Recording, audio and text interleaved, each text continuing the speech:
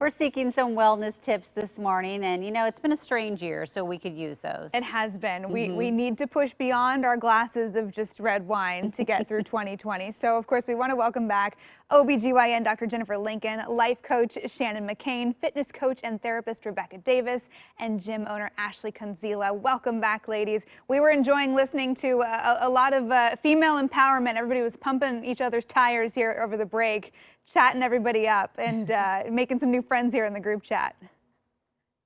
I love it. Yeah, it's wonderful to connect with people in different areas and just see that, women's health, it's not one person's job to help women with that. It's a team sport for sure. It is. It's a multifaceted approach, definitely. Now, we left off in a topic area here that I think would be really important to get into for a lot of people.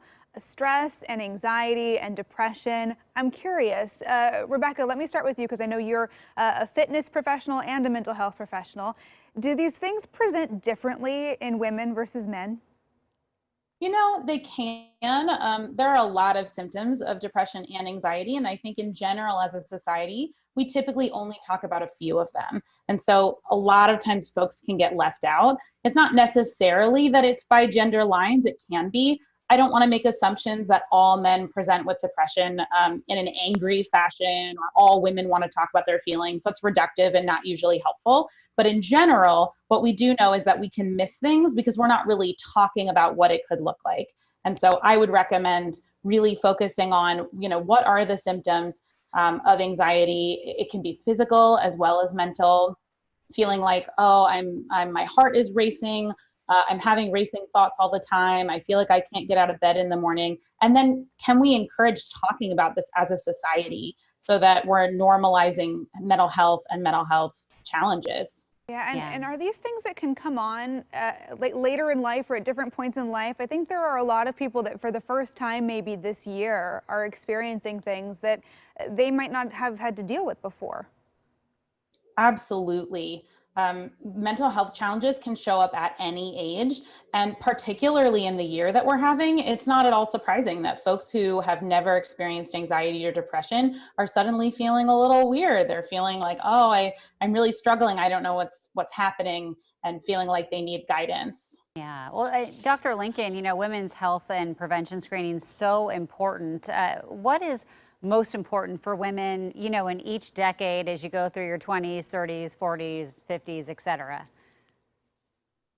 Yeah, and it definitely changes by decade. And the one thing I want to highlight before talking about any of that is that even though we are in the midst of a pandemic, getting your screening is important. And if you don't do it, you can end up with more complicated issues down the line. So offices are opened and we want to see you.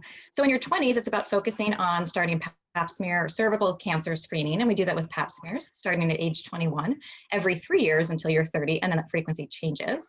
Completing your HPV vaccination series if you haven't done that already. And one I want to really focus on is seeing periods as a vital sign. So it's important to let your healthcare provider know if your periods are absent or irregular or heavy and bothersome, because these can be signs of some issues that we can weigh in and help fix. Once you hit your 30s, we want to talk about just keeping your childbearing goals in mind, knowing that fertility changes in this decade. It starts to drop off when you hit about 32 and then more drastically at age 35. Doesn't mean you can't get pregnant after those ages, but it's important to keep those ideas and what your plans are a little bit more prominently on the burner when you're in your 30s.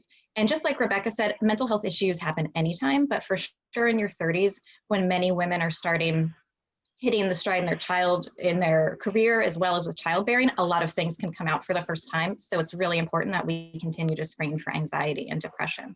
And then once we get to your 40s, it's starting to think about breast cancer screening. So that's mammograms every 1 to 2 years, starting at either age 40 or 50, depending on what you and your doctor decide feels right for you.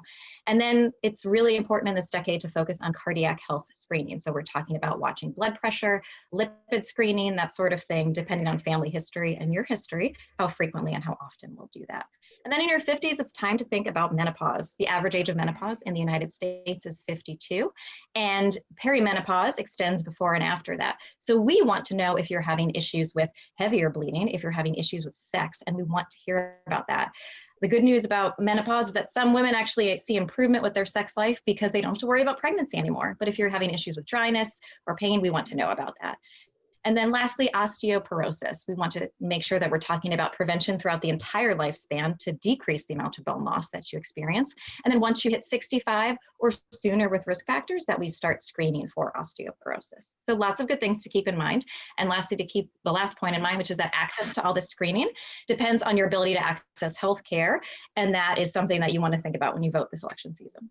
Very important, very true, and yeah, lots of things to keep in mind at every age. Okay, we're almost out of time, ladies, but I do want to go around real quickly. Just what from each of you, what is one thing you plan to do today to celebrate National Women's Health and Fitness Day? Ashley, can we start with you?